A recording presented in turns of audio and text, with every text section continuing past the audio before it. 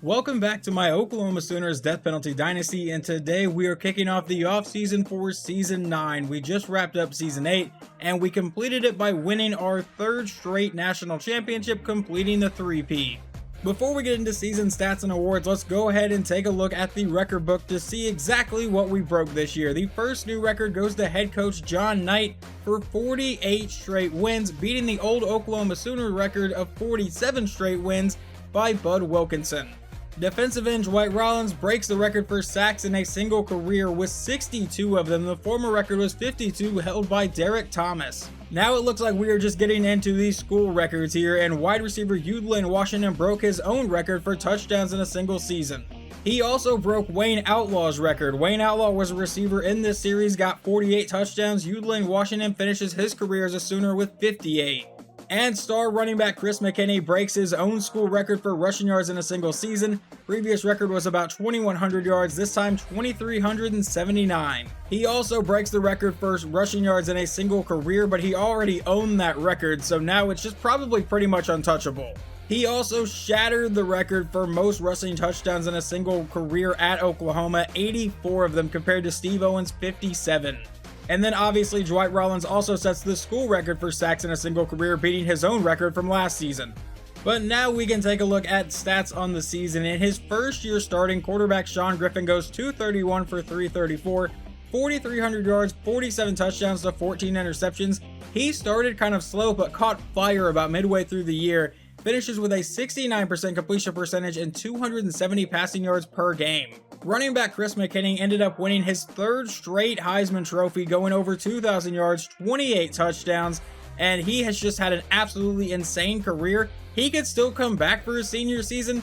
For realism reasons, I am hoping he leaves, because if he doesn't, that'll just be insane next season. Receiving, he's never really done a whole lot in his career, but he did get 22 catches and a touchdown this season. We also have to take a look at running back John Jordan, though. He only ran for 300 yards, but averaged 7.2 yards a carry and got 10 touchdowns on the season as the backup running back. Sean Griffin runs for 412 yards and 6 touchdowns. Now we're moving on to senior wide receiver Udlin Washington. He won his second Biletnikoff this season with 66 catches, 1,400 yards, and 21 touchdowns. He has been a huge part of this offense his entire career. Then we have true freshman John Mangum, who absolutely burst onto the scene. 47 catches, 1,100 yards, and 13 scores. He played a lot better than I was expecting him to play this year. I thought our receiver room was actually going to take a step back, losing Jeff Benson and Wayne Outlaw, and Mangum just came in and replaced both of them easily. You also have true freshman John Carrington, who came in and played pretty well. 34 catches, 600 yards, and 6 touchdowns. Our big tight end, Thomas Patterson, 27 catches for 3 touchdowns. Chris McKinney got 1. Rich Anderson, he was the number 2 receiver, did not do a whole lot this season. We will be losing him as well. He finishes this year with 20 catches for 394 yards and 2 scores. And then we had William Brown, a redshirt freshman with 7 catches and a touchdown. Now jumping over to the defensive side of the ball, we have junior middle linebacker David Jordan finishing with 111 tackles, a career high, got his second Butkus Award and his first Bednarik Award. If I said that name wrong, I apologize. I am a Philadelphia Eagles fan, so I should probably know how to say that name, but it's whatever. He does only finish the season with 2 sacks, not really what we require him to do though. He did get a career high 2 interceptions this year as well, and he finally got a defensive touchdown this season, but he may be leaving us in the offseason as well. He did end up leading the team in total tackles with 115. Walter Siegel got 89 as a true freshman. He played fantastic. He ended up with 1 sack and 2 picks on the year. We'll get to interceptions here in a second. Brian Alexander with 80 tackles as a junior. That's another big piece that could be leaving this season. Adam Jackson with 54. Tackles for loss goes to Dwight Rollins with 31. I thought he was a senior. We could be bringing him back. He ended with 16 sacks this year, not near as high as last year where he ended up with 29 of them. I know, just absolutely insane, but I didn't think we'd be able to bring him back. I thought he was a senior for some reason in my mind. Ashton Mills is a senior, finishes with 7 sacks. David Jordan got 2.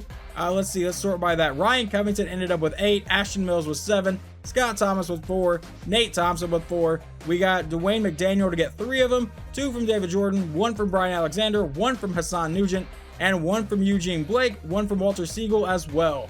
Now over at interceptions, Adam Jackson led the team with 5 of them. Walter Siegel got 2, Alex Red got 2. Alex Red should have honestly had like 8 on the year. It felt like every game almost he was dropping just a guaranteed interception.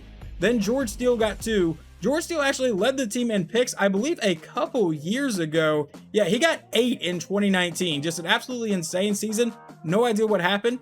David Jordan ended up with 2 interceptions, and then Nate Thompson, Justin Rogers, Dwayne Jones, and Brian Alexander all got 1.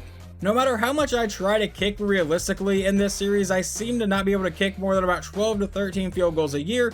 Kicker Jermaine Allen goes 11 for 12 and a 91% in his senior year.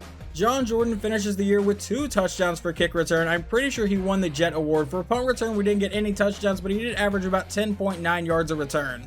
Now for the national stat leaders. Sean Griffin led the country in QBR with a 216.2. Quarterback Chad Williams for TCU was second place with 179.4, so a pretty large gap there.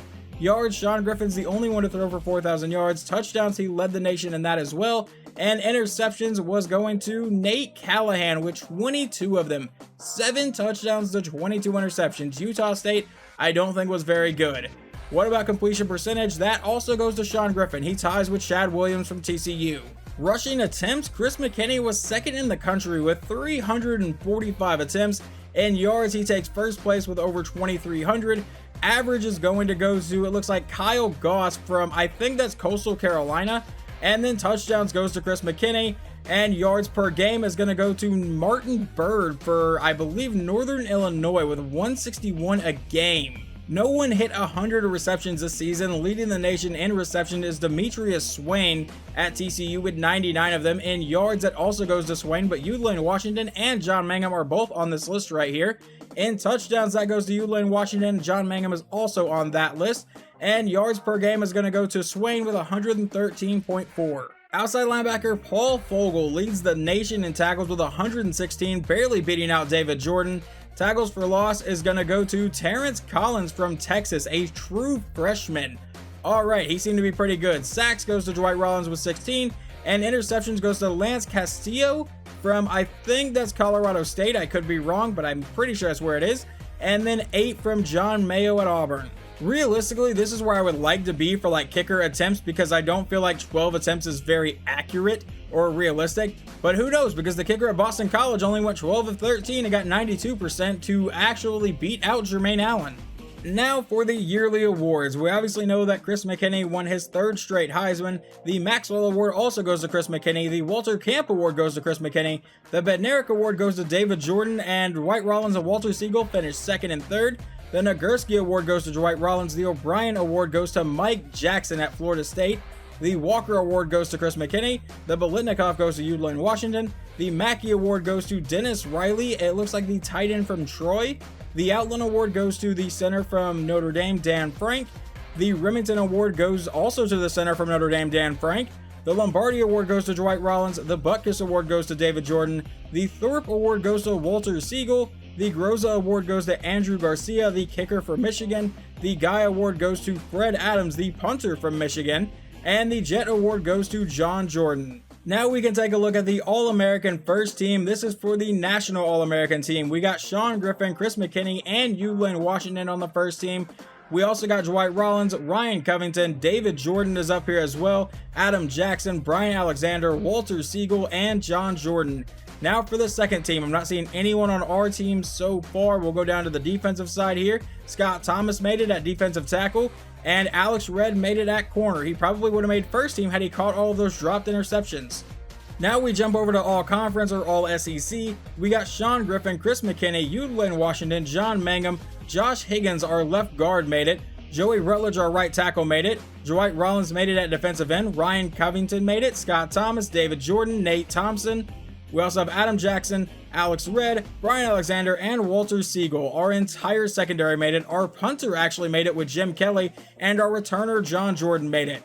Now at second team, it looks like the rest of our offensive line made it here. Our left guard, center, right guard, and right tackle. Let's see. Ashton Mills made it at right end. Down farther, Eugene Blake made it at corner. That was our third corner, I believe. And Jermaine Allen made second team kicker. I almost forgot to check the all-freshman team here. Wide receiver John Mangum has made it. Down here, Joey Rutledge, our right tackle, has made it. Nate Thompson made it at outside linebacker. Walter Siegel made it at strong safety, and it looks like John Jordan is the returner. Here are all the bowl results for Season 8. I will just quickly scroll through them just in case Oklahoma isn't your favorite team and you want to see how your favorite team did. So if you want to check, just pause the video wherever you think.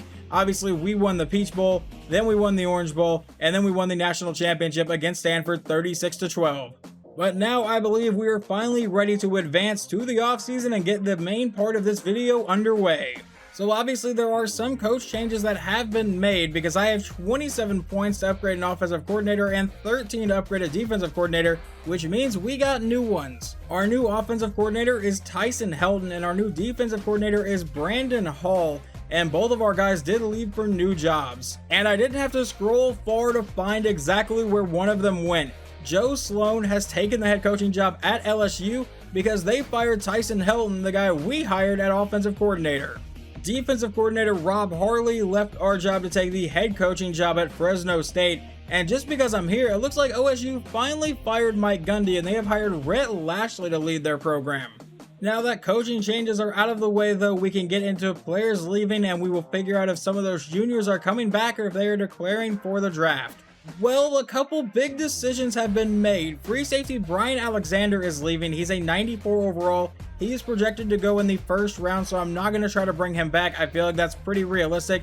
But Chris McKinney has decided to come back for one more season, and Sean Griffin is coming back as well. I cannot guarantee that Sean Griffin will be the starting quarterback because he was so close to other guys in overall wise and other stats. If one of them progresses better, they could potentially take his job.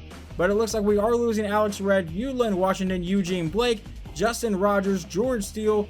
Ashton Mills is not going to the draft, or at least he's not projected to get drafted. I will probably still import him or create him to put him in. We have Marcus Ross as well, Jason Tremblay, Josh Higgins, Jermaine Allen, our kicker, Kellen Simmons, one of the backup running backs that got significant playing time at some point in his career, center Steve Thomas, tight end Sam Lawson, wide receiver Rich Anderson, defensive tackle Scott Thomas, and strong safety Clint Reynolds. We also have outside linebacker Wes Parks, who really didn't play that much. He was apparently redshirted this year, so he's still going to leave.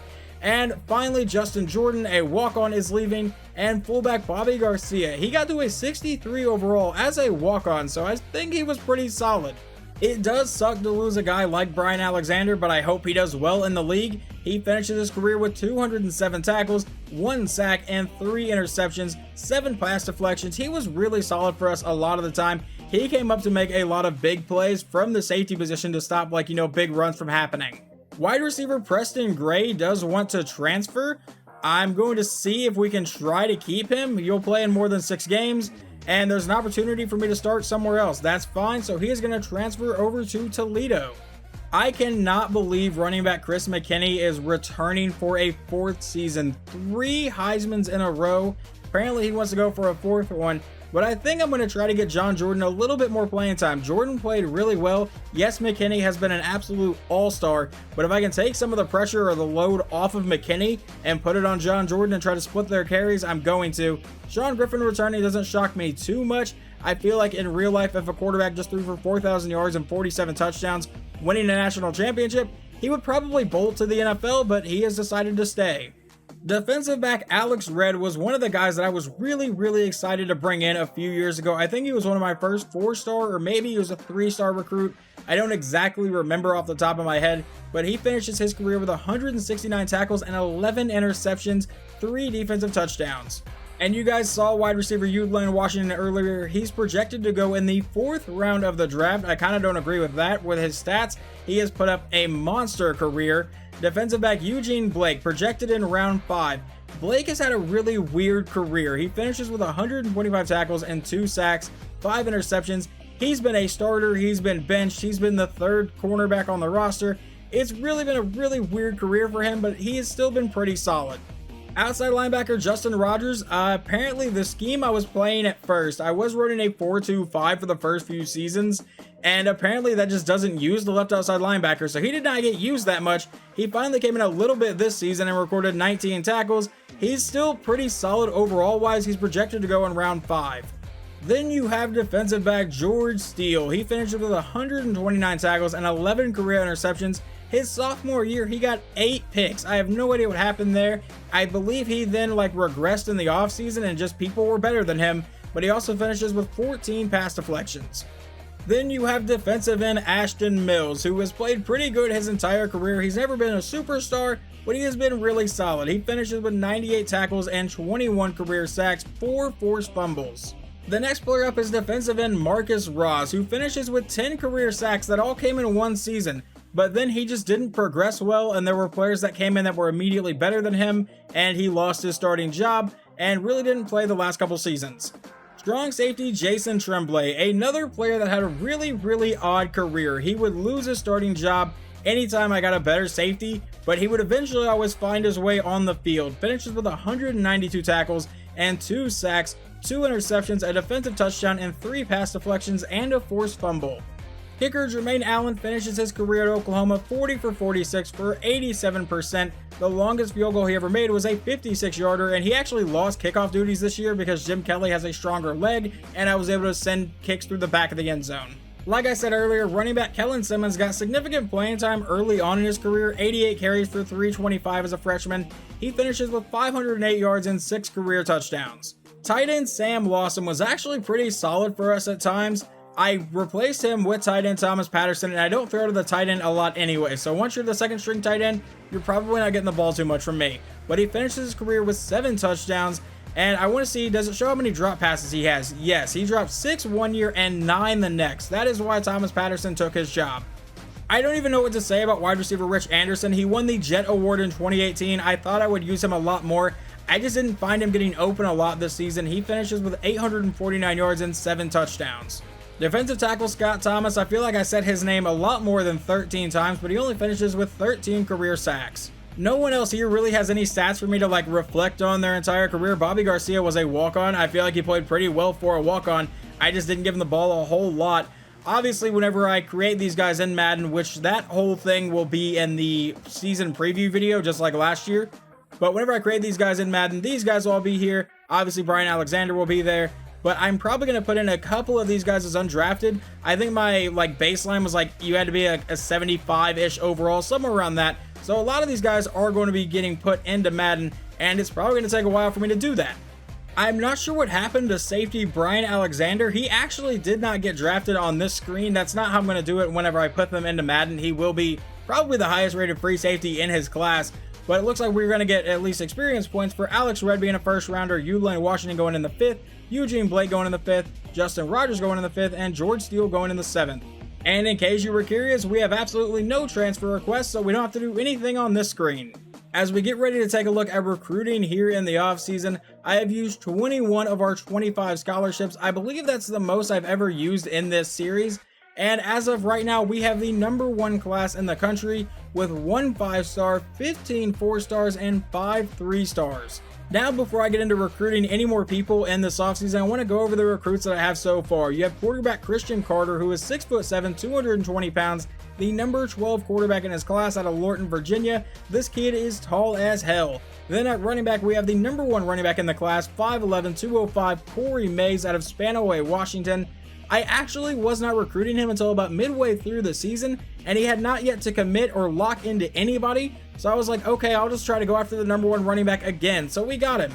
Then we got defensive end Paul Manning, who's already an 80 overall, the #3 defensive end in his class, a defensive back in Ben Rivers, a guard in Reggie Wallace, a wide receiver in Seth Phillips, an athlete in Sean Howard, a defensive tackle in J.R. Pearson, outside linebacker Darrell Williams, defensive back Shane Jackson, center Darius Johnson, middle linebacker David Lane, defensive tackle Jeremy Williams, outside linebacker Corey Robinson, strong safety Kyle Olson, defensive tackle Alex Martin, tight end Sam Whitaker, tackle Craig Horner, kicker Brian Wood, defensive back Trey Bolin, and tackle Tommy Roberts. I am really glad that this class is already the way it is. If I get none of the other guys on my list here, I won't be that upset because I feel like we have a terrific class already.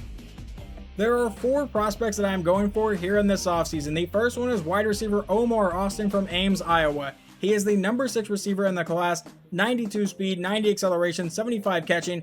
I think he could be a pretty solid addition to this team, but the main guy I want is guard Eric Weber. He's an 80 overall, the #11 guard in his class. He is a gym prospect with +7 overall. I think he could start immediately on this offensive line. I've already added one guard to this team as well in Reggie Wallace, but this guy looks to be a lot better, and obviously you need 2 guards. At defensive end, I've already added Paul Manning here, but we're also going to go after Blake Bryant and Marcus Butler.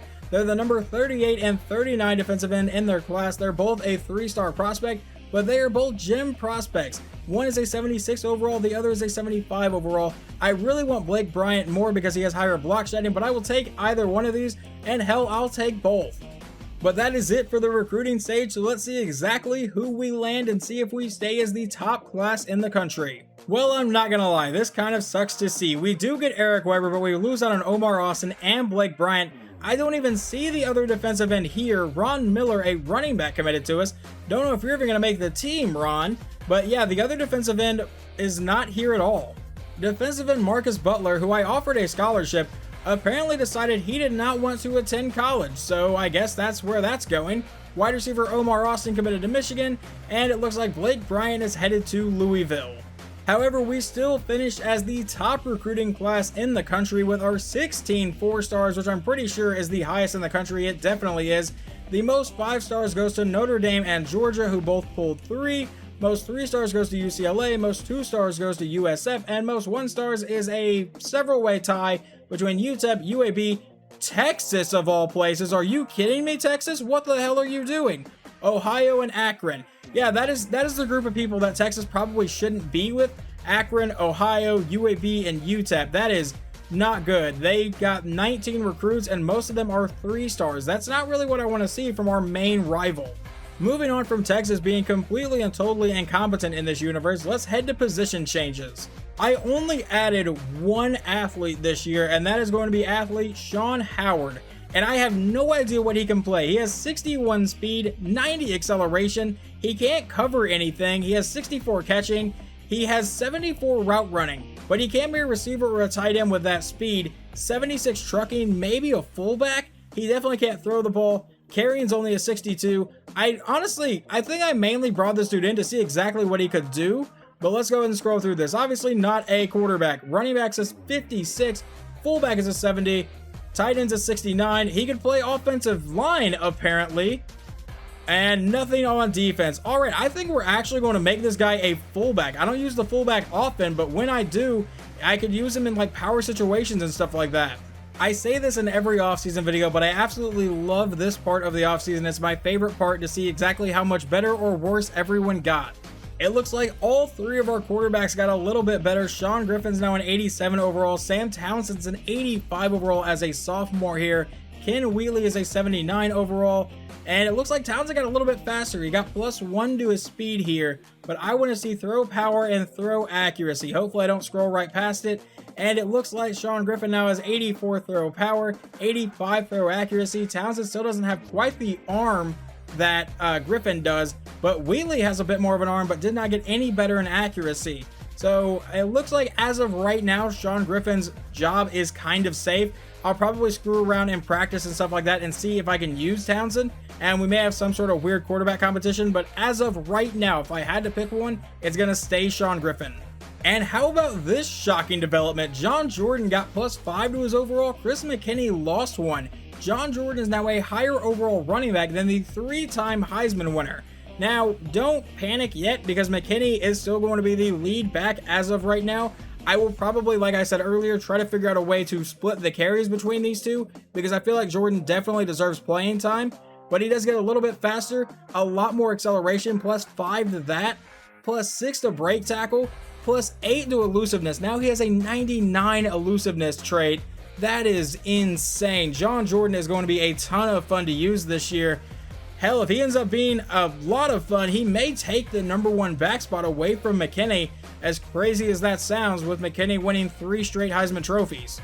Now, here's where I am really curious about wide receiver, because losing guys like Rich Anderson and Lane Washington, the receiver room to me is going to be a pretty big question. You have John Mangum getting +3 to his overall, up to an 81. We still have Anthony Hollis, we have John Carrington, and we have William Brown. Most of these guys all got playing time last year. We obviously have a couple freshmen coming in as well. Weber got a little bit faster. He's now the fastest receiver on the team with a 94 speed. Let's see, did anyone get better at catching or anything like that? +8 to Brown, +2 to Hollis, +1 to Carrington, +4 to John Mangum. Spectacular catching, he didn't get any better there, but William Brown gets +8. Brown may find himself in some playing time this season. 86 with Anthony Hollis. Catching traffic, Anthony Hollis has a 90 now, +7 to that. Route running, he's not that great, but William Brown is pretty good there, 81. Carrington's an 80, Mangum's an 81. Jumping, it looks like Brown has a 99. Okay, this dude's just pretty much an athletic freak, I feel like. Receiver is going to be an interesting, position group this year. William Brown, 6'6". Did not realize I had that tall of a receiver on the roster. But receiver is going to be one of the big questions and one of the big positions that just could be an interesting development. Tight end Thomas Patterson gets +2 to his overall. He's now an 81. That's good because I'm pretty sure he went down last season. +3 to his strength, +1 to his awareness, +2 to elusiveness. Let's see, did his blocking get any better? He got +2 to catching, which is good. 85 catching traffic now, 75 route running. Let's scroll all the way over here if I can find his blocking. Pass block's now an 80 and run block is now a 77. Impact block is an 82. Left tackle Brad Cohen is not very good still. He's a 63 overall. At left guard, we have an 84 overall. I probably should have moved one of my right tackles over to left tackle. Did not think about that. But CJ Clark is now an 84. At center, we have an 85 overall in Josh McDougal. At right guard, wow, he got worse. That's not great. So Adam Schultz may get some playing time. He gets +6. This guy's still a little bit better, though. We'll see how all the ratings stack up whenever I set the depth chart. He lost 12 to awareness. That is horrible, dude. Right tackle Joey Rutledge is an 83, and Andrew Harrell is an 80, so probably one of you will play left tackle. Defensive end, Dwight Rollins didn't even give me a decision. He didn't even announce he was staying. He just knew he was staying, and I just now realized that he was not in the players leaving screen at all. He goes to an 83 overall. Dwayne McDaniel goes to an 82. Hassan Nugent, 81. And Hunter Cade is now an 81. He gets +4 to his overall. And we still have Paul Manning to add to this room. At right end, we have Lee Ross getting +3. And Aaron, however in the hell you pronounce that last name, is now a 71. One thing I wanted to look at here with defensive ends is Dwight Rollins has 81 block shedding, but Dwayne McDaniel now has an 85 block shedding. That is ridiculous. Play rec, Dwight Rollins at a 95, Dwayne McDaniel at an 87, and Hassan Nugent got +11 to play rec. So we may not find Paul Manning on the field that much this year because all three of these guys got a lot better. Defensive tackle is a position I was kind of worried about because we didn't have much depth behind Ryan Covington here, and he's going into his last season, which is why I recruited, I think, 3 defensive tackles to this team. But we have an 84 overall in Ryan Covington, a 77 in Chris Rowland, a 74 in Jermaine Rice, and a 71 overall in Mike Watkins. Let's scroll over here and see what their block shedding and play rec is. And that is going to be a 78, an 85, a 78, and a 74. And play rec's an 80, 75, 78, and 72. So no one is really jumping out there. So maybe some of these freshman defensive tackle may actually get some playing time. All of my left outside linebackers actually left to the draft or graduated, so hopefully one of those freshmen can play left outside linebacker. At middle linebacker, David Jordan gets +2 to go to an 84 overall. Adam Mason gets +4 to go to a 79. Steve Baker stays at a 72. And Tiger Graham lost 2 overall points. Not good for you. And 11 awareness. Wow, that is huge because I don't really control the defense at all. So he may not be making the team again. Well, let's scroll down here and see if we can see their play rec and all of their other stats. Hit power is 83, 88, 66, and 76. And then block shedding, he can actually shed blocks. Adam Mason can too. They both have a 90. And at play rec, we have an 88, a 75, a 74, and a 73. Obviously, David Jordan right now will be staying as the starting middle linebacker. Right outside linebacker may have a little bit of competition though, or even Brian Bass may be playing left outside linebacker because Nate Thompson got +4, Bass got +3 here. Plus awareness, he's up to a 58 with +11. He only got 3 to his awareness. Let's scroll over here to play rec and see if that kind of determines what's going to happen here. And that is a 91 on Nate Thompson. Okay, yeah, no competition there. Bass, as of right now, if you play, it'll probably be left outside linebacker.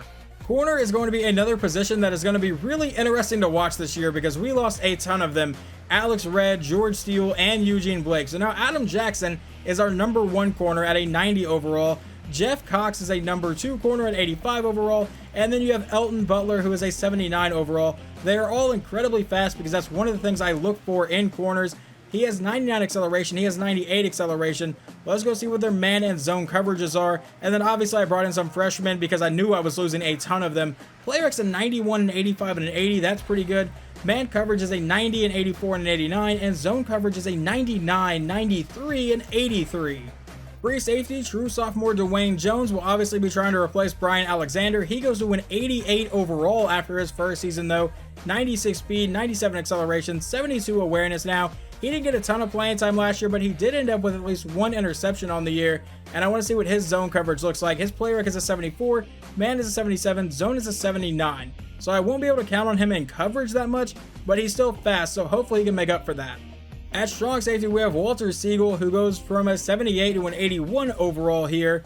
He gets +1 to awareness. Let's go see what his zone and play rec look like though, because I play a lot of zone with my safeties. An 86 tackle, 84 hit power, that's pretty good. His pursuit's a 90, play rec is a 65, not great. 73 man coverage and 85 zone coverage. So I still think he can be a really solid player, but I don't know if he's going to be a superstar. I currently have no kickers on the roster, but I did bring in a freshman kicker, so we will see him here in a minute. And our punter will be Jim Kelly, obviously. He was our punter last season. He got +3 overall points better.